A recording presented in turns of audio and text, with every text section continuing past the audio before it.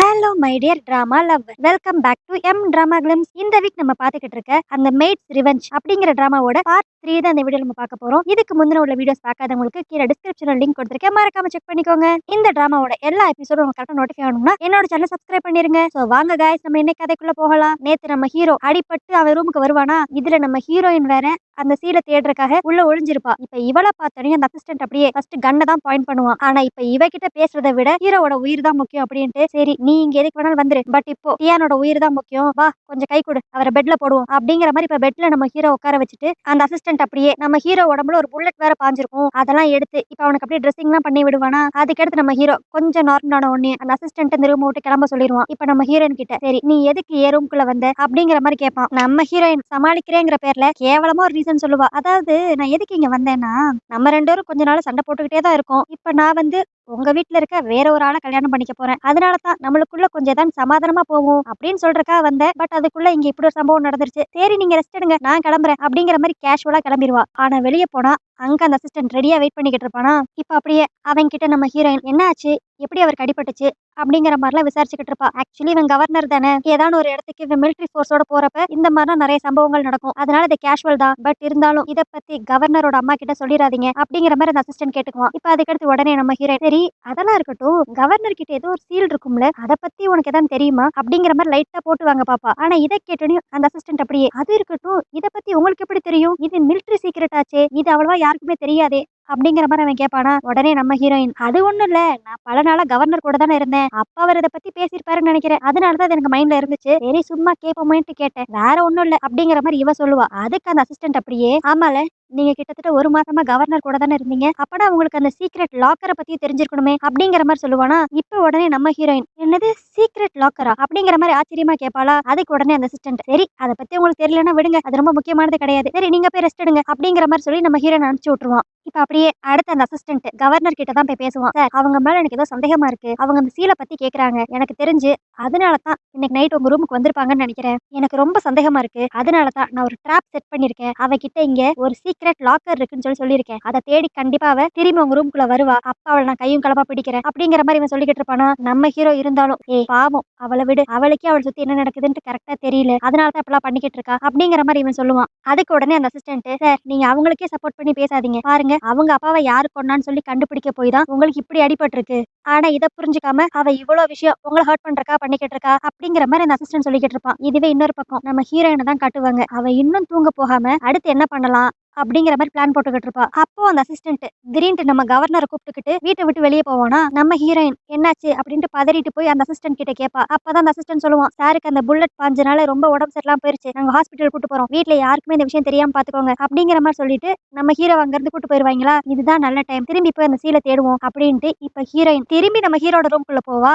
ஆனா பாவம் நம்ம ஹீரோயினுக்கு தெரியல இது இவளுக்கு வச்ச ட்ராப் அப்படின்ட்டு. இப்ப கரெக்டா அந்த இடத்துக்கு நம்ம ஹீரோ வந்துருவான். அவன் வந்து இப்ப அப்படியே ஓ சமாதானம் பேசுறக்காக மேடம் நான் இல்லாத நேரமா பார்த்தா ரூம்குள்ள வருவீங்களோ, உண்மையை சொல்லு நீ சீலை தேடி தானே வந்த அப்படிங்கிற மாதிரி ஸ்ட்ரெயிட் ஃபார்வர்டாவே கேட்டுருவான். ஆனா இதுக்கு எந்த பதிலும் நம்ம ஹீரோயின் பேசாம அப்படியே அந்த ரூமை விட்டு போலான்னு பாப்பாளா. அப்ப நம்ம ஹீரோ அப்படியே அவளை வலுக்கட்டாயமா ஸ்டாப் பண்ணி உன் மனசுல உண்மையில நீ என்னை பத்தி என்னதான் நினைச்சுக்கிட்டு இருக்க, இத்தனை நாள் என் கூட தானே இருந்த, என்னை பத்தி உனக்கு ஒரு நல்ல அபிப்பிராயமே கிடையாதா அப்படிங்கிற மாதிரி அவன் கேட்பான். அதுக்கு நம்ம ஹீரோயினா இங்க பாரு, ஆரம்பத்துல இருந்தே உனக்கு நல்லாவே தெரியும் நான் உன்னை பழி வாங்கறதுக்காக மட்டும்தான் உன் கூடயே இருக்கேன், இப்ப வந்து ஏதோ நல்லவன் மாதிரி பேசுற அப்படிங்கிற மாதிரி கொஞ்சம் ஹார்ஷா நம்ம ஹீரோ கிட்ட பேசுவாளா. உடனே இப்ப நம்ம ஹீரோ கடுப்பாயி நம்ம ஹீரோயின் அப்படியே பெட்ல தள்ளிட்டு அவன் ஷர்ட் பட்டன் எல்லாம் கழட்டுவான். போச்சு இவன் மிஸ்பிஹேவ் தான் பண்ண போறான் அப்படின்னு நினைச்சிட்டு நம்ம ஹீரோயின் சப்புன்னு ஒரு அறை விடுவா. ஆக்சுவலி நம்ம ஹீரோ மிஸ்பிஹேவ் பண்றக்கா இப்படிலாம் பண்ணிருக்க மாட்டான், அந்த சீலை தேடி தானே வந்தா அதை காட்டுறதுக்காக தான் அப்படி பண்ணிருப்பான். என்னன்னா அந்த சீலுங்கிறது ஒரு ஸ்டாம்ப் மாதிரி எல்லாம் இருக்காது போல, அது இவனோட செஸ்ட்ல ஒரு டாட்டூ மாதிரி இவன் போட்டு வச்சிருந்திருப்பான், அதைத்தான் சீலுன்னு சொல்லி இவ்வளவு நேரம் இவங்க பேசியிருக்காங்க. இப்ப அப்படியே நம்ம ஹீரோ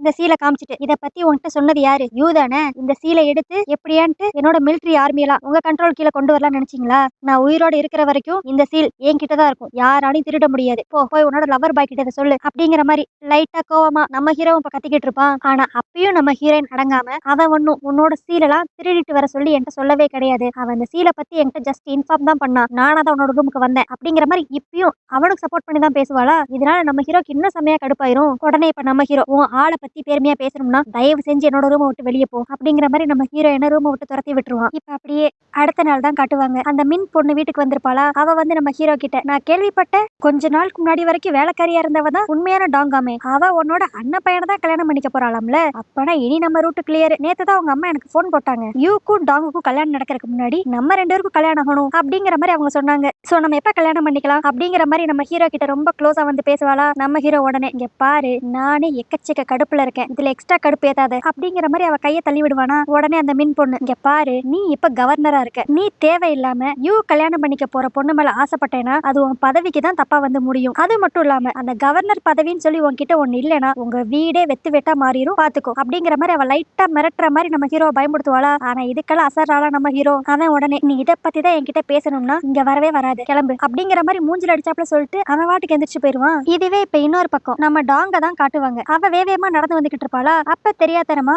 ஆப்போசிட்ல வந்து யூவை இடிச்சிருவா. அவன் கையில நிறைய புக்ஸ் லெட்டர்ஸ் இதெல்லாம் வச்சிருப்பான். அதுல 1-2 ஐட்டம்ஸ் அப்படியே கீழே விழுந்துருமா. ஆனா அந்த யூ அப்படியே அவசர அவசரமா எல்லாத்தையும் எடுத்துட்டு அங்க இருந்து கிளம்பிடுவான். அப்போ தெரியாதனமா ஒரே ஒரு லெட்டரை மட்டும் கீழே போட்டு போயிருவான். இதை நம்ம ஹீரோயின் எடுத்து கொடுக்கலான்னு சொல்லிட்டு பாப்பா. அதுக்குள்ள யூ அங்க இருந்து கிளம்பிடுவானா. சரி நம்மளே இதை வச்சிருப்போம் அப்படிங்கிற மாதிரி அதை எடுத்து போய் வச்சுக்குவா. அப்படியே இப்ப இங்க சீன் கட் பண்ணி டைனிங் டேபிள் தான் காட்டுவாங்க. அங்க நம்ம ஹீரோ, டாங்கு, யூ, அப்புறம் அந்த ராஜமாதா, அது போக மின்னோட ஃபேமிலி மெம்பர்ஸும் உட்காந்து டின்னர் சாப்பிட்டுக்கிட்டு இருப்பாங்களா. அப்ப அந்த மின்னோட அப்பா, சரி கொஞ்ச நாள்ல யூக்கும் டாங்குக்கும் கல்யாணம் ஆக போகுதுன்னு சொல்லி கேள்விப்பட்டேன், உங்க பையனுக்கும் என் பொண்ணுக்கும் எப்ப கல்யாணம் பண்ணி வைக்கலாம் அப்படிங்கிற மாதிரி ராஜமாதா கிட்ட கேட்பானா. அதுக்கு டக்குன்ட்டு நம்ம ஹீரோ, சாரி அங்கிள், அப்படி ஒரு விஷயம் என்னைக்குமே நடக்காது அப்படிங்கிற மாதிரி பட்டுன்னு சொல்லிடுவான். அதுக்கு உடனே மின்னோட அப்பா, அப்பனா உன்னை கல்யாணம் பண்ணிக்கிறதுக்கு என் பொண்ணுக்கு தகுதி இல்லைன்னு சொல்ல வரையா அப்படிங்கிற மாதிரி கேட்பான். அதுக்கு நம்ம ஹீரோ அப்படியே கேஷுவலா, சேச்சே நான் அப்படி சொல்ல வரல அங்கிள், உங்க பொண்ணை கல்யாணம் பண்ணிக்கிறதுக்கு எனக்கு தகுதி இல்லைன்னு நான் சொல்ல வரேன் அப்படிங்கிற மாதிரி அவன் வளவலன்னு பேசிக்கிட்டே இருப்பானா. ராஜமாதா பாப்பா, சரி இப்படியே பேசிக்கிட்டு இருந்தா பிரச்சனையா போயிடும் அப்படின்ட்டு மின்னோட அப்பா கிட்ட உடனே, ஐயோ நீங்க ஒன்னும் கவலைப்படாதீங்க, டியானுக்கும் மின்னுக்கும் கல்யாணம் எனக்கு அடுத்துதான் யூக்கும் டாங்குக்கும் கல்யாணம் ஆகும், நான் சீக்கிரமாவே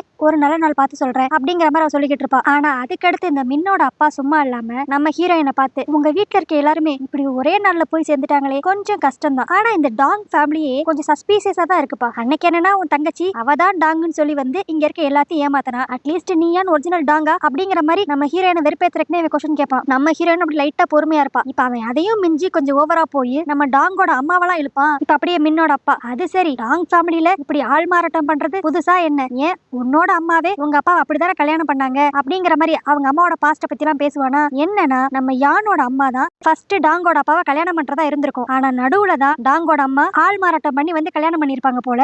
அதை பத்தி தான் இவன் அப்படியே குத்தி காட்டுற மாதிரி பேசுவானா. இதனால நம்ம ஹீரோயின் அப்படியே கடுப்பாகி, எனக்கு ஒரு மாதிரி தலை சுத்துற மாதிரி இருக்கு, நான் கொஞ்சம் வாஷ்ரூம் போயிட்டு வரேன் அப்படிங்கிற மாதிரி அங்க இருந்து கிளம்பிடுவா. இதெல்லாம் கேக்குறப்ப நம்ம ஹீரோக்கு கடுப்பா தான் இருக்கும். ஆனால் என்ன பண்றது, வீட்டுக்கு வந்து கெஸ்ட் ஆச்சே அப்படின்ட்டு மின்னோட அப்பாவும் சும்மா விட்டுருவான். அடுத்து இப்ப கொஞ்ச நேரத்திலேயே நம்ம டாங்க மீட் பண்றதுக்காக அந்த மின் பொண்ணு வெயிட் பண்ணிக்கிட்டு இருப்பாளா. இப்ப அப்படியே அந்த மின் பொண்ணு ஒரு மாதிரி நம்ம ஹீரோயினை குத்தி காட்டி பேசுவா. உங்க குடும்பத்துக்கே இதே வேலைதானா, அன்னைக்கு என்னன்னா உங்க அப்பாவும் உங்க அம்மாவும் சேர்ந்து யானோட அம்மாவை ஏமாத்தி செகண்ட் ஒய்ஃபா ஆக்கிட்டீங்க, இப்ப அதே விஷயத்தை தான் திரும்பி உங்களுக்கு யான் பண்ண வந்திருக்கா, ஆனா அவளை நீங்க கெட்டவள் ஆக்கிட்டீங்க. சரி யானை கூட விடு, ஆனா உனக்கு தெரியும்ல நீ யூவை தான் கல்யாணம் பண்ணிக்க போற அப்படின்ட்டு, அப்படி இருந்தும் நீ எதுக்கு கவர்னர் கூட சேர்ந்து சுத்தின, அப்பனா நீயும் உங்க அம்மா மாதிரி ஒரு தப்பானவ தானே அப்படிங்கிற மாதிரி நம்ம ஹீரோயினோட அம்மாவையும் சேர்த்து இவ தப்பா பேசுவா. உடனே இப்ப நம்ம ஹீரோயினுக்கு டக்குன்னு கோவம் வந்துரும். அவ அப்படியே அந்த மின்ன பார்த்து, நீ ஏன் இப்படி கத்துறன்னு எனக்கு நல்லாவே புரியுது, உன்னால கவர்னரை கரெக்ட் பண்ண முடியல, பட் ஆனா அவர் ஏன் பின்னாடி சுத்துறாரு அதை உன்னால அக்செப்ட் பண்ணிக்க முடியல, அந்த கடுப்பு தானே அப்படிங்கிற மாதிரி இவ இப்ப வெறுப்பேத்துற மாதிரி பேசுவாளா. உடனே அந்த மின் பொண்ணு நம்ம டாங்க அடிக்கலான்ட்டு வருவா. கரெக்டா இப்ப நம்ம ஹீரோ என்ட்ரி கொடுத்து தடுத்துருவான். அடுத்து இப்ப அந்த மின் பொண்ணு கத்துவா,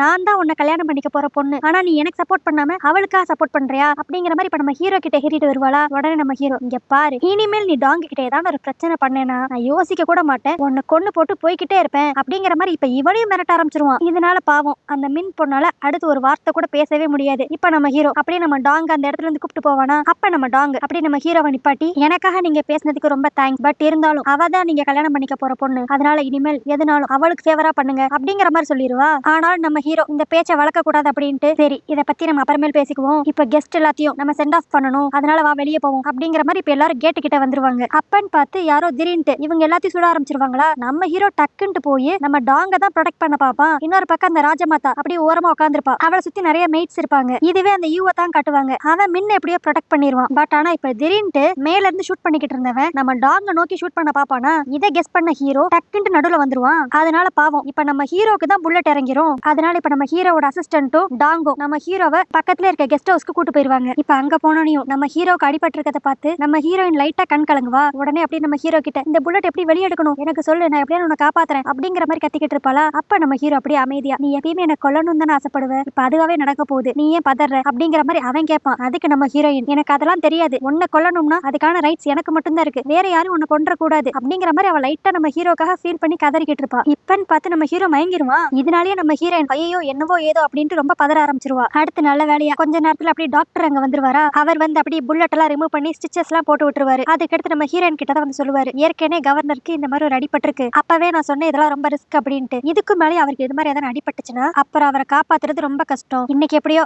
அவரை காப்பாத்தியாச்சு, சோ நான் கொடுக்குற மருந்து மட்டும் அவருக்கு கொடுங்க, நைட் லைட்டா ஃபீவர் வந்தாலும் வரலாம், சோ பக்கத்துல இருந்து பாத்துக்கோங்க அப்படிங்கிற மாதிரி சொல்லிட்டு அந்த டாக்டர் கிளம்பிடுவானா. உடனே இப்ப நம்ம ஹீரோயின் அந்த அசிஸ்டன்ட் கிட்ட நான் அவர் பக்கத்துல இருந்து பாத்துக்கிறேன் அப்படிங்கிற மாதிரி சொல்லுவா. ஆனா அந்த அசிஸ்டன்டா அவன் நம்ம ஹீரோயினை நம்பவே மாட்டான். நீ ஏற்கனவே அவரை கொல்லணும்னு தான் நினைச்சுக்கிட்டு இருந்த, இப்ப இது ஒரு சான்ஸா யூஸ் பண்ணிக்கிட்டேனா அப்படிங்கிற மாதிரி அவன் கேட்பான். அதுக்கு உடனே நம்ம ஹீரோயின், உனக்கு சந்தேகமா இருந்தா நீயும் என் கூட தங்கிக்கோ அப்படிங்கிற மாதிரி சொல்லிட்டு இப்போ அந்த அசிஸ்டன்ட்டும் நம்ம ஹீரோயினும் நைட்டு பூரா நம்ம ஹீரோவை முழிச்சிருந்து பாத்துக்குவாங்களா. அடுத்து அப்படியே விடிஞ்சிரும். நைட் அப்படியே இவனை பாத்துக்கிட்டு இருந்த டயர்ட்ல எல்லாருமே அங்கேயே படுத்து தூங்கிடுவாங்களா. இப்ப நம்ம ஹீரோ எந்திரிச்சோனையும் அந்த அசிஸ்டன்ட் அப்படியே, சார் உங்களுக்கு ஓகேவா அப்படிங்கிற மாதிரி கத்தி கேட்பான். நம்ம ஹீரோ அப்படியே மெதுவா, ஷூ அமைதியாரிடா, இவ தூங்குறாளே, நீ வெளியே போ, நான் பாத்துக்கிறேன் அப்படிங்கிற மாதிரி அந்த அசிஸ்டன்ட் இப்ப வெளியே அனுப்பிச்சு விட்டுருவான். இப்ப அப்படியே நம்ம தூங்கிக்கிட்டு இருக்க டாங்கோட அழகை தான் நம்ம ஹீரோ ரசிச்சுக்கிட்டு இருப்பானா. அடுத்து நம்ம ஹீரோயினும் எந்திரிச்சிருவா. அவ நம்ம ஹீரோ நல்லா இருக்கான் அப்படின்னு தெரிஞ்சோனையும் இங்க இருந்து கிளம்ப பாப்பாளா. உடனே இப்ப நம்ம ஹீரோ அவ கையை பிடிச்சு, எதுக்கு என்ன நைட்டு பூரா உட்காந்து பாத்துக்கிட்ட அப்படிங்கிற மாதிரி அவ மேல அப்படி லவ்வோட கேட்பான். ஆனா நம்ம ஹீரோயின் டக்குன்ட்டு, நீ என்ன காப்பாத்துறக்காதான அந்த புல்லட்டை வாங்கின, அதுக்காக ஒரு நன்றி கடன் தான் அப்படிங்கிற மாதிரி சொல்லிடுவாளா. அதுக்கடுத்து இப்ப நம்ம ஹீரோ டக்குன்ட்டு, நீ என்னோட லவ் புரிஞ்சிக்கவே மாட்டேங்கிற, உன்னோட பார்வையில நான் எப்பவுமே கெட்டவன் தானா, நல்லா யோசித்து பாரு, நான் உன்னோட ஃபேமிலியை கொண்டிருப்பேன்னு சொல்லி நினைக்கிறியா அப்படிங்கிற மாதிரி இப்ப அந்த விஷயத்தை பத்தி பேசுவானா.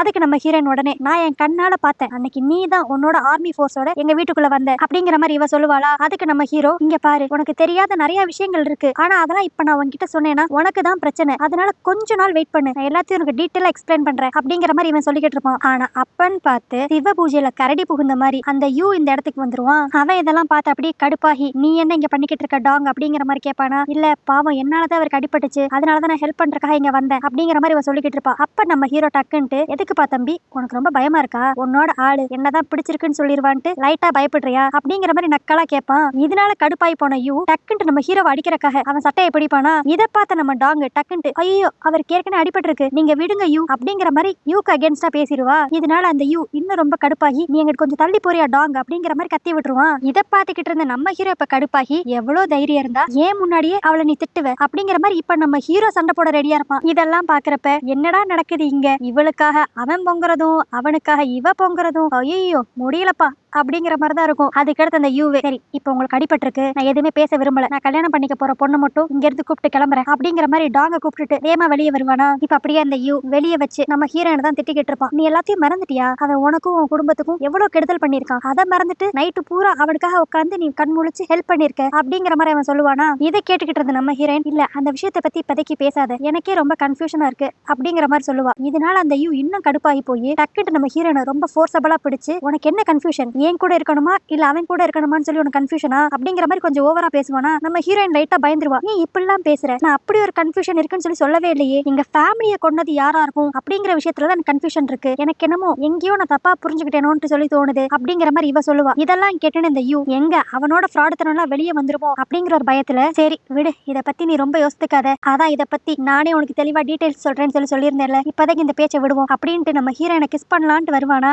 ஆனா நம்ம ஹீரோயின் டக்குன்னு விலகிடுவா. சோ இதுலயே அவனும் புரிஞ்சுக்குவான், ஓகே இவ முந்தி மாதிரி இல்ல, இவளுக்குள்ள ஏதோ மாற்றங்கள் இருக்கு அப்படின்ட்டு. அதனால அந்த யூ அப்படி அமைதியா அந்த இடத்த விட்டு கிளம்பிடுவான். அடுத்து இப்ப ரொம்ப குழப்பத்துல இருக்க நம்ம ஹீரோயின் அவளோட சிஸ்டரை பார்க்க தான் போவாளா. அங்க பார்த்தா யான் அப்படியே ஒரு ரூம்ல அடைஞ்சு கிடப்பா. இப்ப அப்படியே அவ சிஸ்டர் கிட்ட போய், எனக்கு யார்கிட்ட பேசுறதுனே தெரியல, கொஞ்சம் மனசை விட்டு பேசணும் போல இருக்கு, என்னதான் இருந்தாலும் நீயும் நானும் ஒரே ஃபேமிலி தானே, உன்கிட்ட நான் ஏதாவது டிஸ்கஸ் பண்ணலாமா அப்படிங்கிற மாதிரி நம்ம ஹீரோயின் கேட்பா. அதுக்கு அந்த யான் அப்படியே சிரிச்சுக்கிட்டே, உனக்கு என்ன பேசுறதுக்கு ஆளா இல்ல, அதான் நீ கல்யாணம் பண்ணிக்க போற பையன் யூ இருக்கான்ல, அவன் கிட்ட போய் பேசலாம்ல அப்படிங்கிற மாதிரி அவ சொல்லுவா. அதுக்கு நம்ம ஹீரோயின் ஒரு மாதிரி சோகமா, என்னால யூவை புரிஞ்சிக்கவே முடியல, நான் சின்ன வயசுல பார்த்த மாதிரியே அவன் இப்ப இல்ல, ரொம்ப மாறிட்டான், அவன் கேரக்டர் என்னன்னு எனக்கு புரியல, நீ தான் யூ கூட ரொம்ப நாள் இருந்தேல, அவனை பத்தி கொஞ்சம் சொல்ல அப்படிங்கிற மாதிரி அவ யான் கிட்ட கேட்பாளா. அதுக்கு அந்த யான் அப்படியே சிரிச்சுக்கிட்டே, உன்னோட குழப்பம் எனக்கு நல்லாவே புரியுது, இதுவே ஓ இடத்துல நான் இருந்திருந்தேனா கண்டிப்பா நான் அந்த யூவை நம்பவே மாட்டேன், அதுக்கு பதிலா உனக்காக உயிரை கொடுக்க ஒருத்தன் ரெடியா இருக்கானே அந்த கவர்னரை தான் நான் நம்புவேன் அப்படிங்கிற மாதிரி இவ சொல்லுவாளா. அதுக்கு உடனே நம்ம ஹீரோயின், அவன் தான் நம்ம குடும்பத்தை கொண்டவனாச்சே அப்படிங்கிற மாதிரி இவ சொல்லுவா. அதுக்கு அந்த யான் அப்படியே நம்ம ஹீரோயினை நல்லா குறுகுறுன்னு பார்த்துட்டு, உன் மனசாட்சியை தொட்டு சொல்லு, அவன் தான் கொண்டிருப்பான்ட்டு சொல்றதுக்கு நீ இப்ப வரைக்கும் நம்புறியா அப்படிங்கிற மாதிரி கேப்பா. ஏன்னா நம்ம ஹீரோயின் தான் இப்ப ரொம்ப குழப்பத்துல இருக்காங்களே, அதனால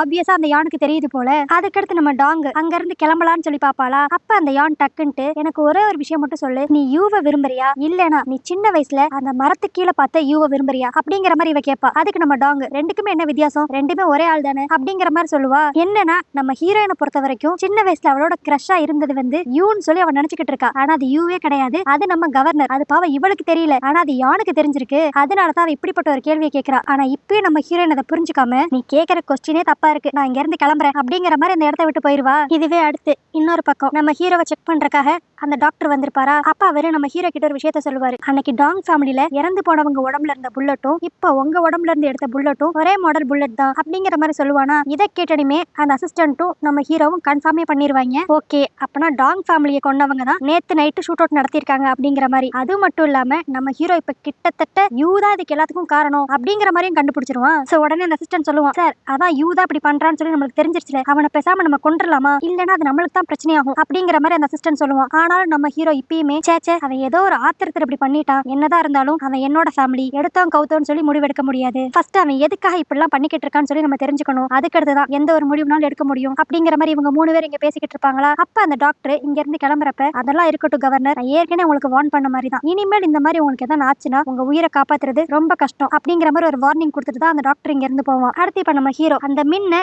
இவனோட வீட்டுக்கு வர சொல்லிருப்பானா. அந்த மின் அப்படியே வந்தனியும், என்ன கவர்னர் புதுசா என்ன வீட்டுக்குலாம் வர சொல்லிருக்கீங்க, ஏன் என் மேல லவ் எது வந்துருச்சா அப்படிங்கிற மாதிரி ஃப்ளர்ட் பண்ற மாதிரி பேசிக்கிட்டு இருப்பாளா. இப்ப நம்ம ஹீரோ அப்படியே உடனே நான் அதுக்காக ஒண்ணு கூப்பிடல, 2 நாள் முன்னாடி நைட்டு மேடம் என்ன பண்ணீங்க அப்படிங்கிற மாதிரி கேட்பானா. அதுக்கு உடனே அந்த மின் பொண்ணு நான் என்ன பண்ணேன், நான் ஒண்ணும் பண்ணலையே அப்படிங்கிற மாதிரி லைட்டா பதறிக்கிட்டே சொல்லுவா. உடனே வழக்கம் போல நம்ம ஹீரோ டக்குன்ட்டு அவன் கன் எடுத்து பாயிண்ட் பண்ணுவான். இப்போ உனக்கு ஞாபகம் வந்துச்சா 2 நாள் முன்னாடி நைட்டு நீ என்ன செஞ்ச அப்படின்ட்டு கேட்பானா. ஆனா இப்பயே அந்த மின் பொண்ணு வாயவே திறக்க மாட்டாளா. உடனே இப்ப நம்ம ஹீரோ டக்குன்ட்டு மேல பார்த்து ஷூட் பண்ணிடுவான். இதனால அந்த மின் பொண்ணு அப்படியே கதி கலங்கி போயிருவா. அப்படியே இப்ப கண்ணுல கண்ணீரோட நீ என்ன பண்றன்னு உனக்கு தெரிஞ்சுதான் பண்றியா, இது மட்டும் எங்க அப்பாக்கு தெரிஞ்சிச்சு பெரிய பிரச்சனையாயிரும் அப்படிங்கிற மாதிரி சொல்லிக்கிட்டு இருப்பா. அதுக்கு நம்ம ஹீரோ அப்படியே கேஷுவலா, உங்க அப்பாவா, ஏற்கனவே அவர் மேல ஆயுத கடத்தல் வெடிகுண்டு கடத்தல் இந்த மாதிரிலாம் கேஸ் பெண்டிங்ல இருக்கு, நான் தான் பாவம்னு பார்த்து விட்டுக்கிட்டு இருக்கேன், ரொம்ப ஓவரா பேசுனீங்க, இப்பே தூக்கி ஜெயில போட்டுருவேன், அப்புறம் உங்க குடும்பமே நடுத்தெருவுல தான் நிக்கணும் அப்படிங்கிற மாதிரி மிரட்டிக்கிட்டே திரும்பி அவளை நோக்கி கண்ணை பாயிண்ட் பண்ணுவான். இப்ப அப்படியே பயந்து போன அந்த மின்னு, ஐயோ சாரி சாரி தெரியாம இந்த தப்பா பண்ணிட்டேன், நான் தான் டாங்க ஷூட் பண்றதுக்காக 2 நாள் முன்னாடி ஆளை செட் பண்ணிருந்தேன், இனிமேல் இப்படி தப்பான விஷயம் நான் பண்ணவே மாட்டேன் அப்படிங்கிற மாதிரி கால்ல விழுந்துருவா. ஆனாலும் நம்ம ஹீரோ எனக்கு புரியுது நீ ஏதோ ஒரு ஆர்வத்துல இதெல்லாம் பண்ணிட்ட,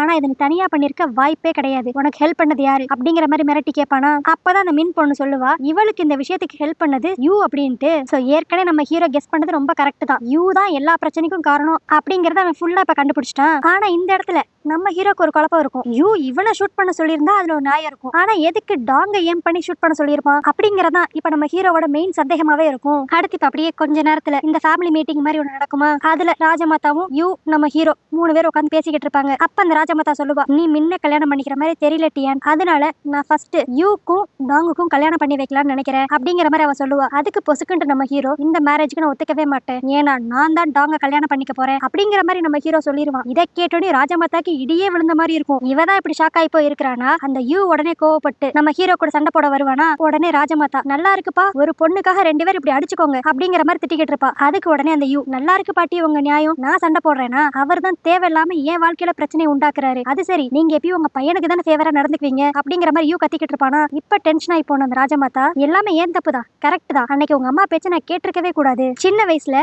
டாங்குக்கும் டியானுக்கும் தான் நாங்க கல்யாண அலையன்ஸ் பேசலாம்னு சொல்லி நினைச்சோம், ஆனா உங்க அம்மா தான் நடுவுல வந்து டாங்குக்கும் டியானுக்கும் சுத்தமா ஜாதக பொருத்தமே இல்ல, அதனால யூக்கும் டாங்குக்கும் கல்யாணம் பண்ணி வச்சிடலாம்னு சொல்லி சொன்னா. அவ பேச்ச கேட்டுதான் நான் ஏன் முடிவை மாத்தினேன், அப்படி முடிவை மாத்தினதான் இப்ப தப்பா வந்து நிக்குது அப்படிங்கிற மாதிரி நம்ம ராஜமாதா புதுசா ஒரு விஷயத்த சொல்லுவாளா. இதை கேட்டுன்னு அந்த யூ அப்படியே இப்ப என்ன எல்லாத்துக்கும் காரணம் நானும் எங்க அம்மாவும் தான், கரெக்ட் தான், ஏன்னா எங்க அம்மா தான் உங்க ஃபேமிலி கிடையாது, அதனால நீங்க என்ன வேணாலும் பேசுவீங்க அப்படிங்கிற மாதிரி கோச்சிட்டு அவன் அங்க இருந்து கிளம்பிடுவான். ஆனா இதுவே இன்னொரு பக்கம் நம்ம ஹீரோவை தான் காட்டுவாங்க. இப்ப புதுசா இப்படி ஒரு விஷயத்த கேள்விப்பட்டனையும் அவன் ஒரு மாதிரி கடுப்பாவும் ரொம்ப சோகமாவும் அவங்க அம்மாவை பாத்துக்கிட்டு இருப்பானா. அடுத்து அப்படியே இங்க சீன் கட் பண்ணி நம்ம ஹீரோவை அவங்க அப்பா போட்டோ முன்னாடி தான் காட்டுவாங்க. அப்படியே அந்த போட்டோ முன்னாடி முட்டி போட்டு ப்ரே பண்ணிக்கிட்டு இருப்பானா. அப்ப கரெக்டா அந்த இடத்துக்கு டாங்கு வந்துருவா. இப்ப அப்படியே டாங்கு நம்ம ஹீரோ கிட்ட உங்க அப்பாக்கு அப்படி என்னதான் ஆச்சு அப்படிங்கிற மாதிரி கேட்பாளா. அப்பதான் நம்ம ஹீரோ சொல்லுவான், ஒரு நாள் அவங்க அப்பா அவரோட ஆபீஸ் ரூம்ல படிச்சுக்கிட்டு இருக்கப்ப திடீர்னு சத்தம் கேட்டுச்சா. எல்லாரும் போய் பாக்குறப்ப அவங்க அப்பா அந்த ஆபீஸ் ரூம்ல இறந்து கிடந்தாராம். யாரோ பிளான் பண்ணி தான் அவங்க அப்பாவை கொண்டிருக்காங்க அப்படிங்கறது தெரிஞ்ச நம்ம ஹீரோ இப்ப வரைக்கும் அவர் யாரு கொலை பண்ணிருப்பா அப்படிங்கிற க்ளூவை தான் தேடிக்கிட்டு இருக்கதா சொல்லிக்கிட்டு இருப்பான். அதுக்கு உடனே நம்ம ஹீரோயின் நானும் இப்ப கிட்டத்தட்ட உங்க நிலைமையில தான் இருக்கேன், என்னோட அப்பாவை கொல்ற அளவுக்கு யாருக்கு அவர் மேல அவ்வளவு வன்மம்னு தெரியல அப்படிங்கிற மாதிரி சொல்லுவாளா. இதை கேட்டோன்னே நம்ம ஹீரோக்கு லைட்டா சந்தோஷமாவும் இருக்கும், ஷாக்கிங்காவும் இருக்கும். அப்பனா நான் உங்க அப்பாவை கொல்லலன்ட்டு நீ 100% நம்புறியா அப்படிங்கிற மாதிரி இவன் கேட்பான். இப்ப அதுக்கு நம்ம ஹீரோயின், எனக்கு என்ன பதில் சொல்றதுன்னே தெரியல, உங்களை நம்பவும் முடியல, நம்பாம இருக்கவும் முடியல, ஆனா எனக்குள்ள ஏதோ ஒண்ணு சொல்லிக்கிட்டே இருக்கு, நீங்க எங்க அப்பாவை கொண்டிருக்க மாட்டீங்க அப்படிங்கிற மாதிரி சொல்லிட்டு, சரி நான் உங்களை முழுசா நம்பணும்னா உங்களுக்கு தெரிஞ்ச உண்மை எல்லாத்தையும் என்கிட்ட சொல்லுங்க அப்படிங்கிற மாதிரி அவ கேட்பா. ஆனா அதுக்கு நம்ம ஹீரோ, இப்போதைக்கு நான் உங்ககிட்ட எந்த ஒரு விஷயத்தையும் சொல்ல போறதே கிடையாது, ஏன்னா சொன்னா அது உனக்கு தான் ஆபத்துல போய் முடியும் அப்படிங்கிற மாதிரி அவன் சொல்லுவான். அதுக்கு நம்ம ஹீரோயின், சரி இதை நீங்க பண்ணல நான் நம்புறேன், பட் ஆனா அதை யாரு பண்ணான்ட்டு நானே கண்டுபிடிச்சுக்கிறேன் அப்படிங்கிற மாதிரி சொல்லுவாளா. அதுக்கு உடனே நம்ம ஹீரோ அவளை ஸ்டாப் பண்ணி, இங்க பாரு, உனக்காக நான் அது யாருன்னு கண்டுபிடிச்சு உன்னோட ரிவெஞ்ச நான் எடுக்கிறேன், பட் தயவு செஞ்சு இந்த விஷயத்துல நீ தலையிடாம இருந்தாதான் உன்னோட உயிருக்கு சேஃப்டி அப்படிங்கிற மாதிரி இவங்க ரெண்டு நின்று பேசிக்கிட்டு இருப்பாங்களா. இதை நம்ம இவ்வளவு நேரமா நின்று கேட்டுக்கிட்டு இருந்திருப்பான். ஏற்கனவே எல்லாமே அவன் பிளானுக்கு அகேன்ஸ்டா தான் போய்கிட்டு இருக்கு. இப்ப ஹீரோயினும் கொஞ்சம் கொஞ்சம் நம்ம ஹீரோவை நம்ப ஆரம்பிச்சிட்டா அப்படின்னு தெரிஞ்சுக்கிடுத்து இவன் என்னென்ன வேலை பார்க்க போறானே தெரியல. சோ அப்படியே இந்த இடத்துல இந்த எபிசோட் முடியுது. அதுக்கடுத்து இந்த அப்படி என்னதான் பிளான் பண்ண போறான் அப்படிங்கறது எல்லாத்தையுமே நம்ம நாளைக்கு வீடியோல பார்த்து தெரிஞ்சுக்கலாம். நாளைக்கு நான் போட போற வீடியோ உங்களுக்கு கரெக்டா நோட்டிஃபை ஆகணும்னா மறக்காம என் சேனலை சப்ஸ்கிரைப் பண்ணிருங்க. ஓகே கைஸ், நாளைக்கு வீடியோல உங்களை பார்க்கறேன். அது வரைக்கும் பாய்.